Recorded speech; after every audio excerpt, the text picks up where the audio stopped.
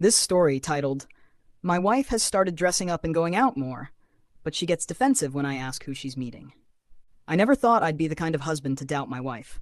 I never imagined I'd be sitting here, questioning every little change in her routine, replaying our conversations in my head, searching for clues in places I never used to look. But here I am. My name is Daniel. I'm 47 years old, and I've been married to Emily for 22 years. We've built a life together, one that I always thought was steady, reliable, solid. We had our ups and downs, of course, but I never once doubted her love for me. Until now. It started subtly. At first, I didn't think much of it. Emily had always been beautiful to me, but suddenly she was making more of an effort with her appearance. New dresses, fresh manicures, a touch of perfume before leaving the house. She was glowing in a way that made me stop and admire her. Until I realized something. She wasn't dressing up for me. She was going out more often, always with vague excuses. Meeting an old friend, she'd say, or just running some errands. I wanted to believe her, I really did, but something about it didn't sit right with me. One evening, as she stood in front of the mirror adjusting her necklace, I leaned against the doorway and watched her. She looked stunning, more radiant than I had seen her in years, and yet my stomach twisted. "Where are you off to?" I asked, trying to keep my voice light. She barely glanced at me. "Oh, just meeting Lisa for dinner." Lisa, her best friend, the same excuse she had given me last week, and the week before that. "Again?" I forced a chuckle. "You two have been spending a lot of time together lately." For the first time, she hesitated. It was quick, just a split second, but I noticed it. "Yeah," she said, flashing me a quick smile. "We're just catching up. It's been nice." I wanted to believe her.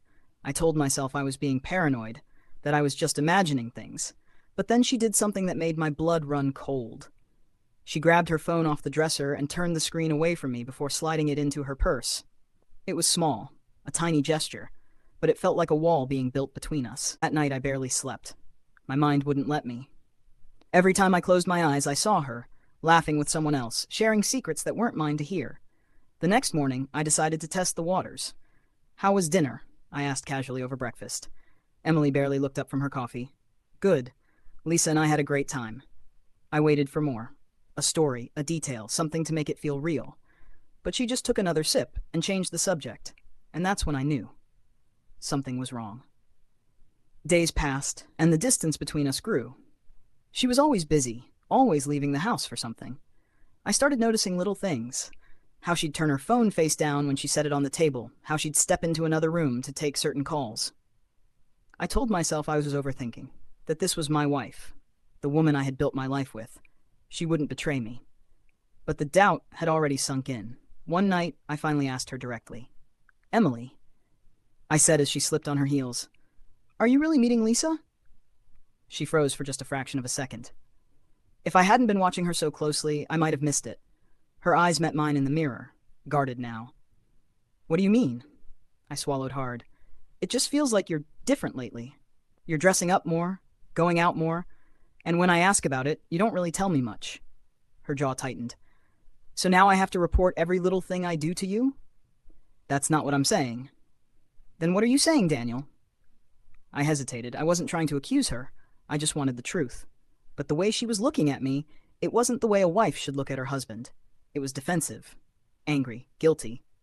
I feel like you're keeping something from me," I admitted. She let out a bitter laugh. "Daniel, I go out for a few hours a week and suddenly I'm keeping secrets? Are you listening to yourself?" I opened my mouth, but she wasn't done. "I have a life outside of this house. Outside of you," she said, her voice sharp. "I don't have to justify every little thing I do." Her words stung, but it wasn't just what she said, it was the way she said it. She wasn't just annoyed, she was angry that I had noticed. And that scared me more than anything. I tried to let it go, I really did, but the feeling in my gut wouldn't leave. A few nights later, she left the house again, all dressed up, smelling like jasmine and something unfamiliar. And I did something I never thought I'd do. I followed her. My hands gripped the steering wheel so tight my knuckles turned white as I stayed a few cars behind hers.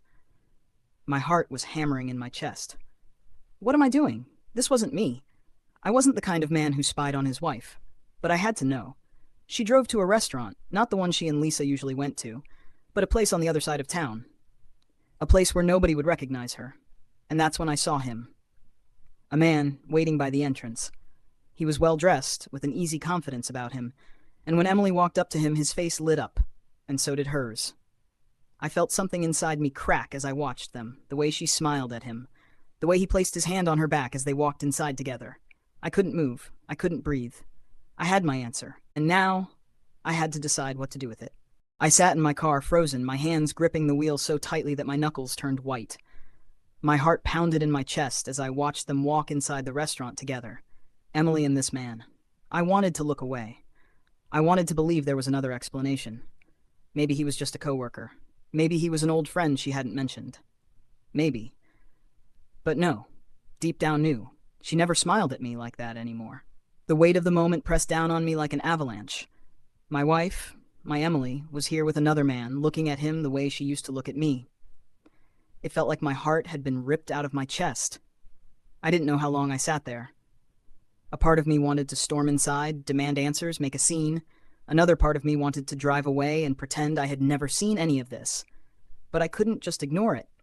I had to know, so I got out of the car. I walked into the restaurant, my hands trembling, my breath uneven. The place was dimly lit, romantic. Candles flickered on the tables, and soft music played in the background. My stomach twisted at the sight. And then I saw them. Emily sat across from the man, leaning in slightly, her eyes filled with something I hadn't seen in years. Admiration? Excitement? I wasn't sure, but whatever it wasn't meant for me. I felt sick. I stepped closer, my heart hammering in my chest. My wife was on a date. A date. And she had lied to me about it. My legs felt like lead as I approached their table. I could barely hear my own footsteps over the blood rushing in my ears. Then, just as I reached them, Emily looked up, and her face drained of color. "Daniel," she whispered, her voice barely audible. The man turned to look at me, his expression unreadable. He didn't seem surprised. And that only made it worse. I swallowed hard, trying to keep my voice steady. "So this is Lisa, huh?" Emily opened her mouth, but no words came out. My hands clenched into fists at my sides. "Who is he, Emily?" She hesitated, just for a second, but that second told me everything. "His name is Mark," she finally said. "He's—" She stopped, her throat tightening. "He's what?" I demanded. "Your friend? Your coworker?" My voice dropped, filled with something I couldn't contain. "Your lover?"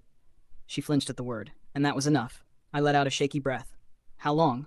Emily's eyes glistened with unshed tears. She looked down at the table, her hands twisting together.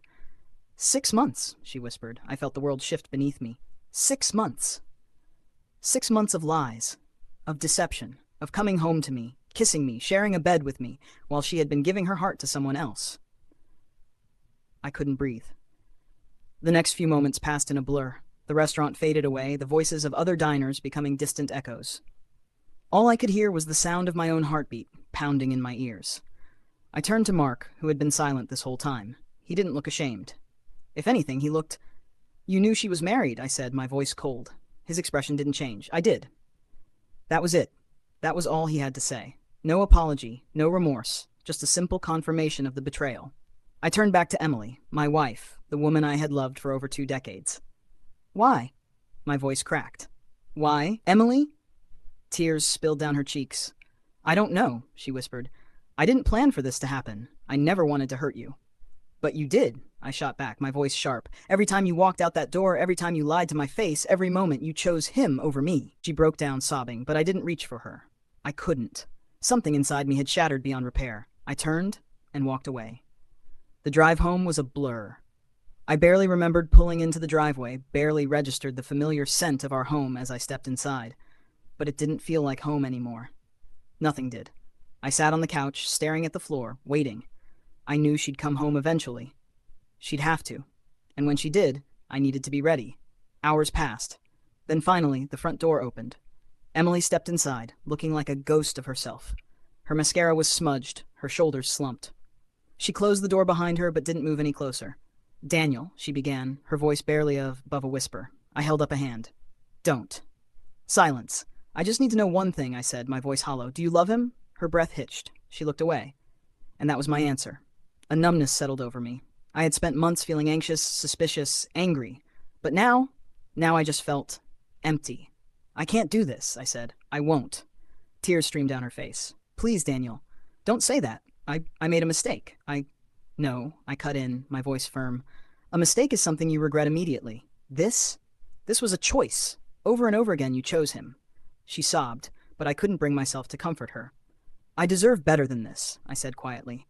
And honestly, so do you. Because if you really loved me, you never would have put us in this position. Her face crumpled. I don't want to lose you. But she already had. I stood up, my decision clear. I'll have my lawyer call you. Her body shook with fresh sobs, but I walked past her, my heart heavy yet resolute. This was the hardest thing I had ever done, but I would heal, and one day I'd find someone who would never make me feel second best. If this story resonates with you, please like, comment, and subscribe.